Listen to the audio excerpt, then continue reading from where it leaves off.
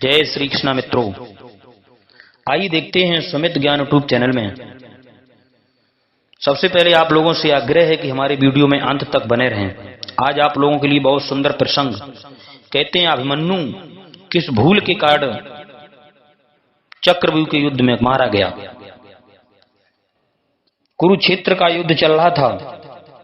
इधर महाराज संजय बोले, हे राजन, अपनी घोर पराजय को देखते हुए दुर्योधन उस रात को बिल्कुल ना सो सका और उसी समय भागता हुआ द्रोणाचार्य के पास पहुंचा और बोला, ऐसा लगता है कि आप हम लोगों को अपना शत्रु ही समझते हैं, अन्यथा आज भी युधिष्ठिर को न छोड़ दिया गया होता। दुर्योधन के इस कठोर वचन को सुन कर द्रोणाचार्य अत्यंत खिन्न होते हुए बोले, अच्छा, कल किसी न किसी तरह युधिष्ठिर को पकड़ ही लूंगा या फिर उनके किसी वीर को नष्ट कर दूंगा, किंतु शर्त यही है कि अर्जुन को फिर कहीं दूर ले जाकर युद्ध में फंसा दिया जाए। द्रोणाचार्य की यह बात सुनकर संसपतकों ने अर्जुन को कहीं दूर ले जाकर युद्ध में फंसाने की प्रतिज्ञा की। फिर सुबह होते ही द्रोणाचार्य ने चक्रव्यूह फंसाने की प्रतिज्ञा की। फिर सुबह होते ही द्रोणाचार्य ने चक्रव्यूह बनाया। उस व्यूह के चारों ओर सूर्य के समान तेजस्वी राजकुमारों को खड़ा किया। उसके 7 परकोटे बनाए गए। उसके मध्य भाग में राजा दुर्योधन खड़ा हुआ। व्यूह के अग्र भाग में द्रोणाचार्य और जयद्रथ खड़े हुए।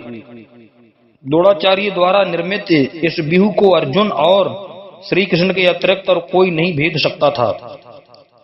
यह देखकर अब युधिष्ठिर बहुत घबरा उठे और अपनी सेना के वीरों से बोले, वीरों, इस समय अर्जुन संस पतकों से युद्ध करने दूर चले गए हैं। अब द्रोणाचार्य द्वारा बनाए गए इस चक्रव्यूह को तोड़ने की विद्या श्री कृष्ण और अर्जुन के सिवा और किसी अन्य को नहीं मालूम है। इसलिए मुझे चिंता हो रही है कि इस व्यूह को कैसे तोड़ा जाए। यह सुनते ही अभिमन्यु ने तुरंत आगे बढ़कर युधिष्ठिर को प्रणाम किया। प्रणाम करते हुए कहा, इस व्यूह को मैं तो आसानी से तोड़ सकता हूं, किंतु इसमें घुसकर मैं निकलना नहीं जानता। जब मैं गर्भ में था तब पिताजी ने माताजी को चक्रव्यूह भेदने की विधि बतलाई थी। उसी को सुनकर मुझे चक्रव्यूह भेदने की विधि तो याद है, लेकिन व्यूह से निकला कैसे जाता है इस विधि को मैं नहीं जानता। इस विधि को मैं नहीं सुन सका क्योंकि उस समय तक माताजी सो गई थीं और पिताजी ने आगे कुछ बताना बंद कर दिया था। इसीलिए आप लोग चिंतित जरा भी ना हो, क्योंकि व्यूह तो मैं घुसकर तोड़ ही दूंगा। यह सुनकर युधिष्ठिर ने कहा, बेटा, बस व्यूह तोड़ना ही तो कठिन है। फिर तो हमारे दल के सभी वीर जो हमारे साथ रहेंगे तुम्हें शीघ्र ही उसमें से सुरक्षित निकालकर वापस ले आएंगे। यह सुनकर अभिमन्यु प्रसन्न हो उठा और अपने धनुष को टंकारता हुआ भीमसेन, धृष्टद्युम्न, युधिष्ठिर, नकुल, सहदेव आदि के 7 चक्रव्यूह भेदने के लिए चल पड़ा। अर्जुन का यह 16 वर्षीय बालक सिंह के समान गरजता हुआ द्रोणाचार्य के सम्मुख आ पहुंचा। भीमसेन ने उस समय द्रोणाचार्य से महाभयंकर युद्ध किया और उनके रथ को उठाकर दूर फेंक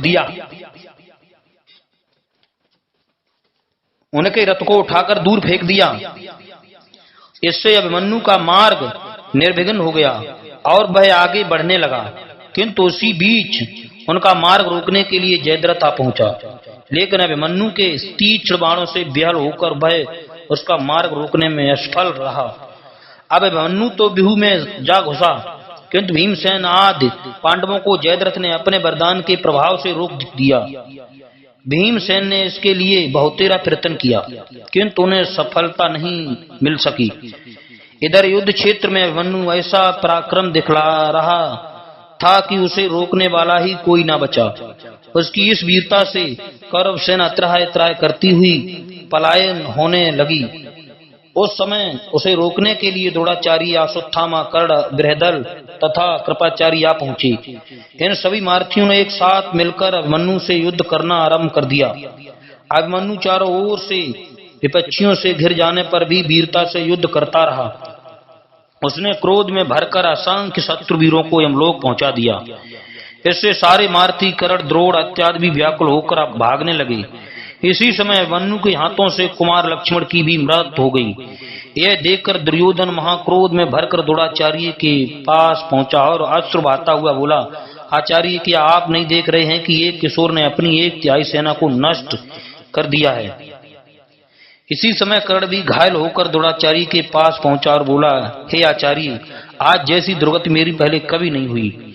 यदि आपने इस सिंह शावक को नहीं रोका तो आज ही समस्त कौरव सेना का विनाश हो जाएगा। द्रोणाचार्य यह सुनकर हंसते हुए बोले, कर्ण, एक तो यह किशोर राजकुमार स्वयं बड़ा पराक्रमी है, दूसरा उसका कवच भी अमोघ है।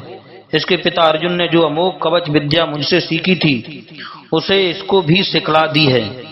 अब जब तक इसके हाथ में धनुष बाण है और बैठने का रथ है तब तक उसे तुम लोक या त्रिलोक में भी कोई नहीं हरा सकता। इसलिए पहले इसके धनुष को काटकर उसके रथ आदि को नष्ट कर दो, तभी निहत्था हो जाने पर यह मारा जा सकता है। यह सुनते ही कर्ण एक बार फिर साहस बटोर कर अभिमन्यु के सामने जा पहुंचा और उसके धनुष को काट दिया। कृतवर्मा ने आगे बढ़कर उसके घोड़ों को मार गिराया। फिर 7 महारथी मिलकर उस निहत्थे बालक पर एक साथ बाणों की वर्षा करने लगे। लेकिन दुशाशाई अभिमन्यु क्षत्रिय धर्म का पालन करता हुआ अकेले ही ढाल तलवार लेकर युद्ध में कूद पड़ा और इधर उधर घूम घूम कर घोर संग्राम करने लगा। तब द्रोणाचार्य ने चुरभ्र नामक बाण से उसकी तलवार के टुकड़े टुकड़े कर दिए और कर्ण ने उसकी ढाल छिन्न भिन्न कर दी। अब उसके हाथ में तलवार भी न रही, सारे अंगों में बाण धसे हुए थे। इसी दशा में वह आकाश से उतरा और क्रोध में भरकर चक्र हाथ में लिए द्रोणाचार्य पर झपटा। उस समय वह चक्रधारी भगवान विष्णु की तरह शोभायमान हो रहा था। उसे देखकर राजा लोग डर गए और सबने मिलकर उसके चक्र के टुकड़े टुकड़े कर दिए। तब अभिमन्यु ने बहुत बड़ी गदा हाथ में ली और उसे अश्वत्थामा पर चलाई। उस वज्र के समान गदा को अपनी ओर आते देख अश्वत्थामा रथ से उतरकर 3 कदम पीछे हट गया। इससे वह तो बच गया किंतु रथ के टुकड़े टुकड़े हो गए। अंत में उसने दुशासन के पुत्र पर अपनी गदा से प्रहार किया। अब उसने भी अभिमन्यु पर गदा से वार किया। इस गदा की चोट से आखिर दोनों वीर मूर्छित होकर गिर गए। लेकिन दुशासन के पुत्र को चेतना पहले लौट आई, इसीलिए उसने मूर्छित पड़े हुए अभिमन्यु पर तुरंत गदा चला दी, जिससे उस वीर बालक अभिमन्यु की तत्काल मृत्यु हो गई। उसके मरते ही आकाश के देवता गण बोल उठे, इस बालक को अन्याय से नियम विरुद्ध दौड़ कर्ण आदि महर्षियों ने मारा है, अतः इसे धर्म युद्ध नहीं कहा जा सकता। हे राजन, अभिमन्यु की मृत्यु से आपकी सेना को बड़ी प्रसन्नता हुई, किंतु पांडव कुर्री सदृश विलाप करने लगे। तदंतर संध्या होने से दोनों सेनाएं अपने अपने शिविरों में चली गईं। जय श्री कृष्ण। मित्रों, हमारे चैनल को सब्सक्राइब करें, लाइक करें और भी ज्ञानवर्धक वीडियो आप लोगों को सुनने के लिए मिला करते रहेंगे। जय श्री कृष्ण।